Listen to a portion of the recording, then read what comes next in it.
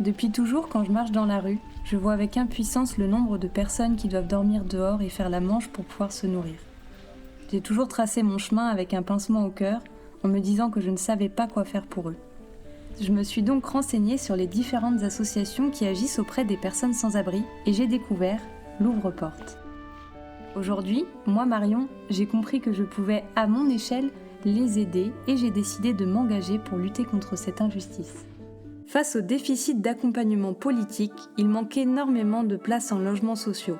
L'Ouvre-Porte permet l'hébergement et la protection de mineurs ou majeurs isolés, de femmes victimes de violences, de familles, grâce à la solidarité de citoyens de la région. Comme vous avez peut-être une chambre d'amis la plupart du temps inoccupée, un canapé qui reste vide durant la nuit, ou bien peut-être que quand vous partez en vacances, votre logement est vide, ou vous avez peut-être un peu de temps à nous offrir.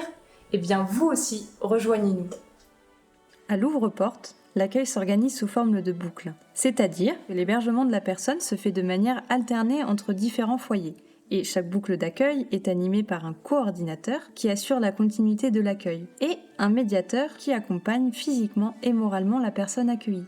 Nous sommes aussi soucieux du bien-être de nos accueillants. C'est pour cela que notamment des ateliers d'accompagnement encadrés par des psychologues sont organisés pour eux.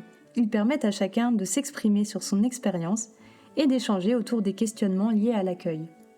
L'avantage du format d'accueil à l'Ouvre-Porte est qu'il permet de créer du lien entre les acteurs d'une boucle en favorisant un accueil aéré pour les personnes accueillantes comme pour les personnes accueillies. En hébergeant et en accompagnant les personnes accueillies, on les rencontre, on les découvre. On se redécouvre aussi parfois et ça nous humanise davantage. Moi par exemple, je suis la médiatrice de la boucle d'Aboubacar, un jeune Guinéen apprenti cuisinier. Je suis ravie de pouvoir le soutenir et l'accompagner vers son autonomie. Dernière chose, à l'Ouvre-Porte, on a une règle d'or, jamais de retour à la rue. Les accueils ne se terminent que lorsqu'une nouvelle solution d'hébergement est trouvée.